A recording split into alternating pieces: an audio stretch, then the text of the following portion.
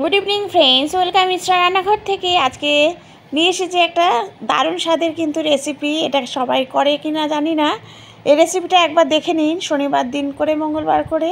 এটা খাওয়াও ভালো, শরীরটাও ভালো থাকে। এটা হচ্ছে নিম পাতা। নিম পাতাটাকে কিন্তু আমি ভালো করে জল দিয়ে ধুয়ে নিয়ে যে লোহার চাটুগুলো আছে রুটি করা হয় সেখানে দিয়ে দেবেন।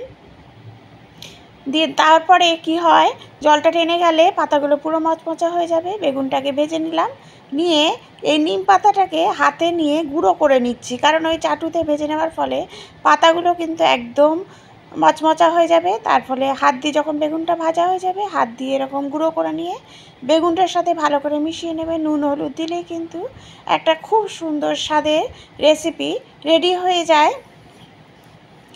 যারা এটা খেতে ভালোবাসেন তারা কিন্তু এটা একটা অমৃত খায়। এইভাবে একবার আমার মতো করে একবার নিম বেগুন করে দেখবেন, খুব স্বাদের হবে এতে। আর বাচ্চা থেকে বয়স্ক সবাই এইভাবেই খেতে ভালোবাসবে যদি এইভাবে করে একবার খাওয়ান, আর শরীরও ভালো হয়। আর নিম পাতা খাওয়া কিন্তু সবাই জানে, সবারই ভালো শরীরের জন্য। পুরো রেসিপিটা দেখার অনুরোধ রইল। Thank you.